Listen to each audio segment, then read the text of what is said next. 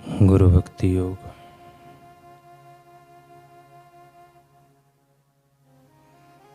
मुक्तात्मा गुरु की सेवा, उनके लिखे हुए ग्रंथों का अभ्यास और उनकी पवित्र मूर्ति का ध्यान, यह गुरु भक्ति विकसित करने का सुनहरा मार्ग है।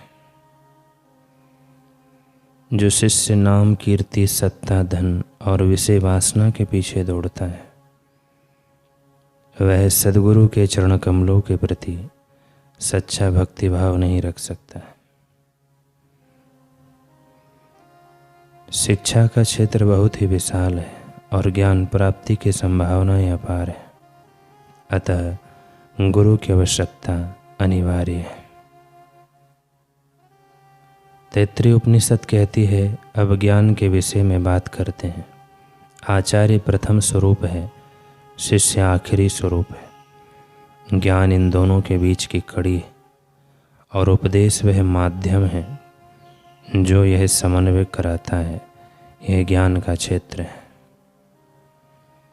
कठोपनिषद कहती है, जिस आत्मा के विषय में भिन्न भिन्न प्रकार से उपदेश दिया जाता है, उस आत्मा विषय को उपदेश जब निम्न स्तर की बुद्धि वाले व्यक्ति के द्वारा दिया जाता है, तब वह सरलता से समझ में नहीं आता।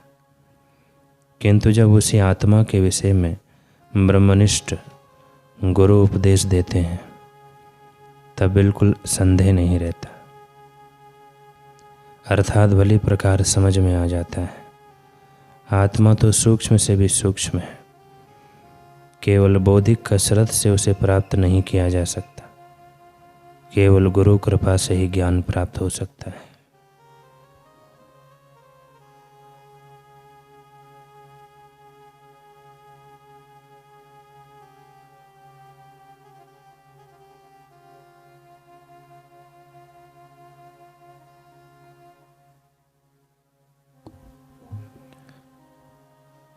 लावत्सु के कदम धीरे धीरे आगे बढ़ रहे थे।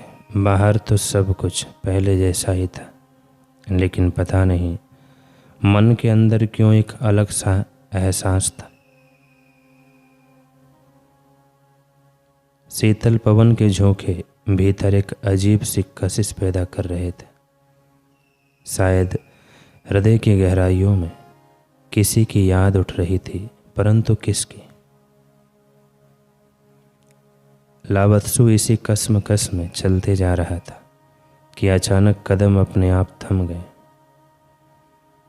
हृदय मायूस सा था। देखते ही देखते सामने प्रकाश का एक सुनहरा पुंज प्रस्फुटित हुआ और पल भर में ही उसमें से एक दिव्य आकृति उभर आई, अद्भुत और अलौकिक। जो आकर्षक उस दिव्य विभूति में था, उसकी कल्पना भी आज तक लावत्सु ने नहीं की थी।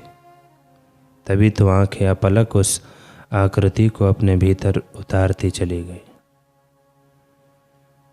लावत्सु के सिर से पांव तक एक स्पंद दौड़ गए और उनका रोम रोम झंकृत हो गया। कदम बेशक ही रुके थे, लेकिन अंतरात्मा बरबस ही उस दिव्य विभूति की ओर खिंचती गई। जब भावनाओं को भीतर समेट पाना असंभव हो गया, तो लावत्सु ने पूछ ही लिया कि देव आप कौन हैं, जिन्हें देखकर मेरा रोम रोम आह्लादित हुआ जा रहा है। पहली बार किसी के प्रति अंतरात्मा में ऐसा खिंचाव अनुभव कर रहा हूँ। मेरा हृदय तरंगित हुआ जा रहा है आपको देखकर। ऐसा लगता है जैसे आप मेरे लिए अनजान नहीं हैं, परंतु मैंने तो आपको आज से पहले कभी नहीं देखा, आपसे कभी नहीं मिला। फिर यह स्फुरन, यह आकर्षण कैसा?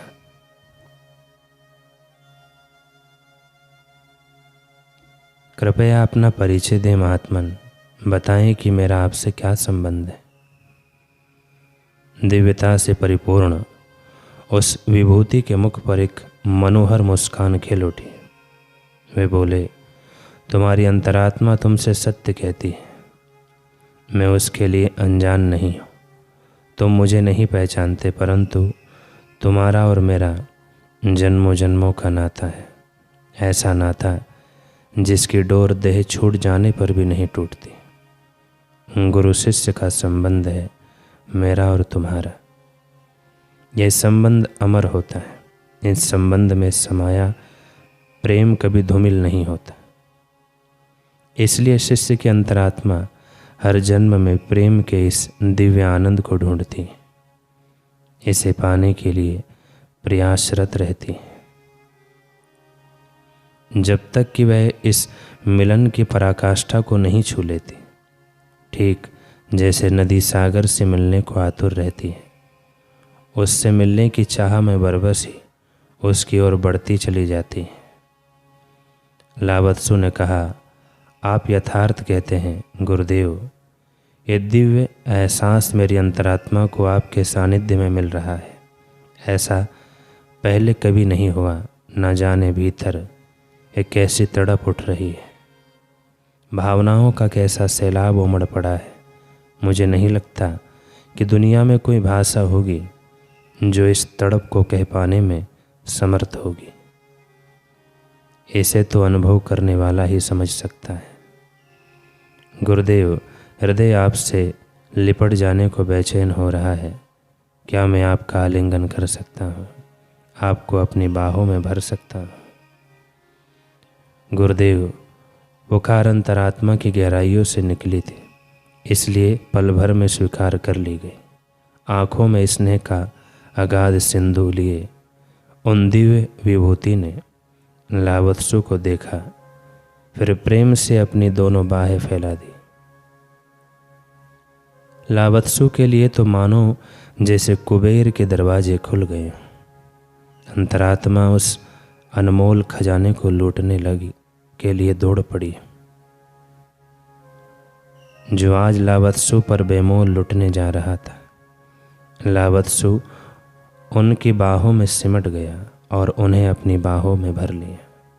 उस अलौकिक स्पर्श को पाकर लावत्सु की आँखों में भावाश्रु फूट पड़े और मुख से ये शब्द, मैं इन लम्हों को खोना नहीं चाहता गुरुदेव।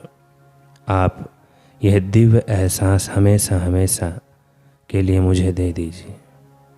मुझसे दूर मत जाइए। गुरुदेव ने कहा, मेरे बालक, मैं सदा तुम्हारे पास हूँ, कभी तुमसे जुदा नहीं हूँ। लावत्सु बोला, नहीं गुरुदेव, मुझे हर पल आपका ऐसा ही सानिध्य चाहिए। इस दैविक आलिंगन के आनंद को मेरा जीवन आनंद बना दीजिए। गुरुदेव ने कहा, तुम जब भी मुझे याद करोगे, मैं सदैव तुम्हारे सामने प्रकट हो जाऊंगा। यह मेरा तुमसे प्रण है। लावत्सु बोला, सच? आप सच कह रहे हैं? गुरुदेव ने कहा, हाँ, परंतु यदि तुम सचमुच इस अलौकिक आनंद को जीवन भर अपना बना लेना चाहते हो तो अपनी चेतना की बाहों को फैला दो। ज्ञान मार्ग पर चलकर ध्यान की गहराइयों में उतर जाओ। एक क्षण को भी व्यर्थ ना गवाओ। इस जन्म में मैं तुम्हारे साथ हूँ, शरीर नहीं हूँ। वहाँ मैं तुम्हें पूर्ण रूप से मिलूँगा, हर पल हर क्षण। तब तुम्हें मुझे बुलाने की आवश्यकता भी ना पड़ेगी, क्योंकि मैं सदैव हर पल हर क्षण तुम्हारे साथ ही रहूँगा। तुम मुझे अपने भीतर ही पाओगे। तब तुम्हारी अंतरात्मा हर श्वास में मेरा आलिंगन करेगी। तुम हर पल भर के लिए भी मुझसे और खुद से जुदा न कर पाओगे।